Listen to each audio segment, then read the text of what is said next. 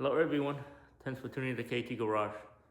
In this video, I'm going to show you how to replace the half shaft of the front of the Humvee. I'm going to replace both shafts at the front of the Humvee because I've been experiencing some shudder when I step on the brake, and as I drive it felt like it's a little bit loose. I got under and I was able to shake the shaft back and forward a little bit, so it's definitely need to be replaced.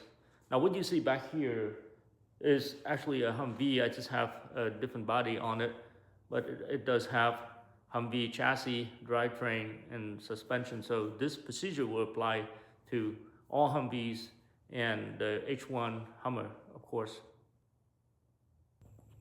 So this is the half shaft right here. It connects to your lower gearbox, and then this in here is connected to the front differential and your brake system. So to get the wheels off, you got to raise the front end of the Humvee, and this is the best way to do it. Now you already see that I got this side wheel out. I'll show you how to get this side out. So basically what I do is I would place a jack right under the lower control arm. There's a fairly flat area.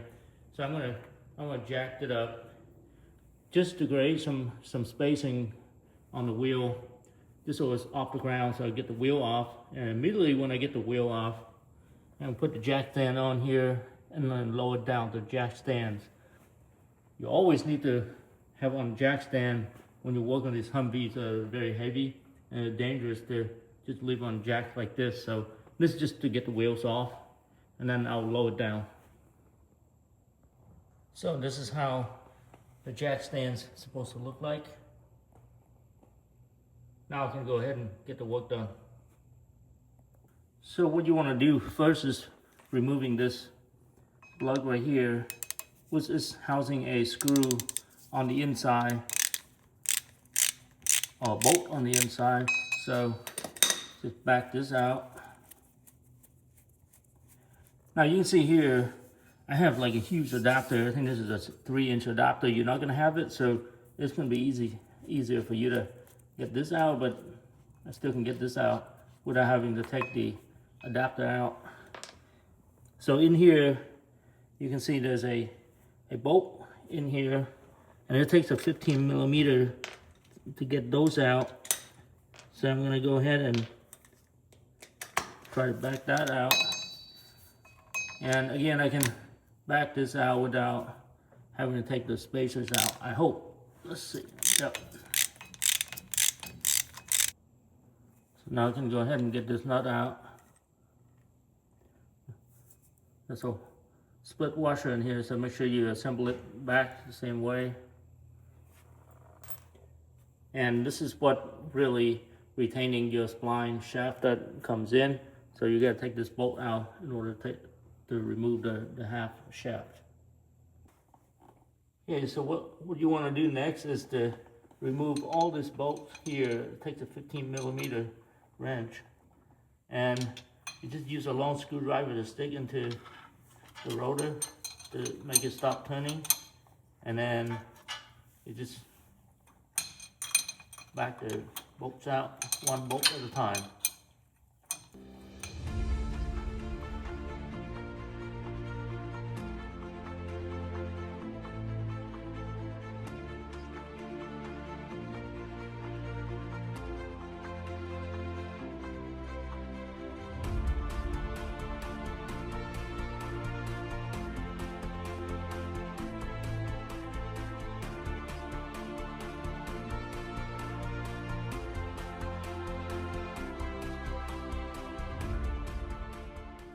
I was having a lot of problem trying to get the half shaft to drop down. You can see that drop down now, but it keeps getting stuck there, and it's just too tight for me to get it to fall down.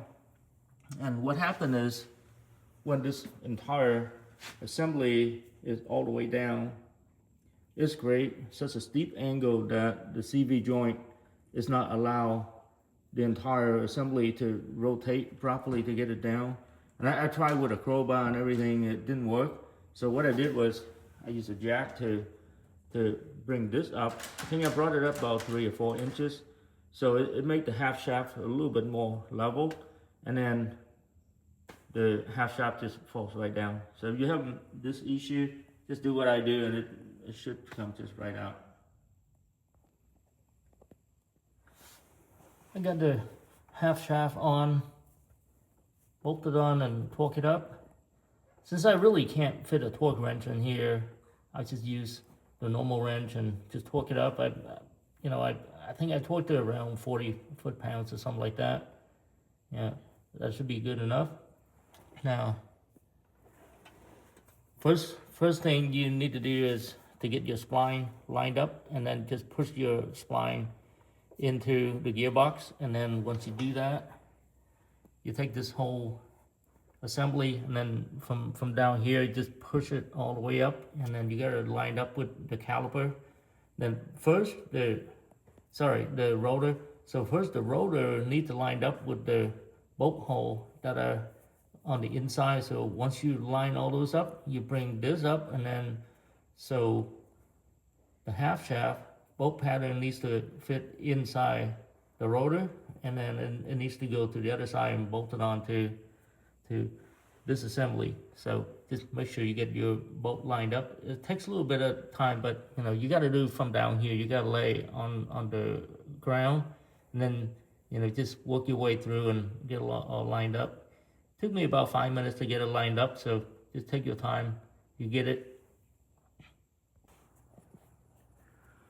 Okay, so now you come to the outside, and the spline, when you push it in, it goes all the way in here, but then you gotta bolt the half shaft to this assembly in here. So just make sure that you get this bolt all torqued up. And then, of course, you put the big cover piece on, this piece right here, and then you'll be done. So I'm gonna go torque this up and then plug this up, and then I'll be done with this assembly. Well, guess what I showed you was the passenger side. The reason I showed you that side because it's a little more difficult to get access to. It's recessed in quite a bit, which require you to get under the vehicle to do some of the alignment, to try to get that half shaft in and align with all the bolt holes. Now the driver side is a lot easier because the whole assembly is towards the outside. I think it's like 2 or 3 inches towards the outside of the vehicle, where you can just sit down and do it right from on top. You really don't need to get under the vehicle until the last step where you have to torque the bolts, which is not too bad at all. But the entire job doesn't take me long at all. It's just a lot of waiting to get the parts come in, because you really want to make sure that you order the right half shaft assembly, because they have the 10K and the 12K. You just want to make sure that you pull the old parts. Count the spline is supposed to be 27 spline. That's the 10K.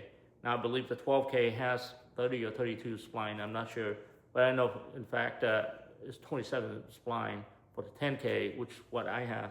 So I had to take that out, count the spline, and then go into eBay and order the 10K and wait for that to come in, which would take me like a week to wait.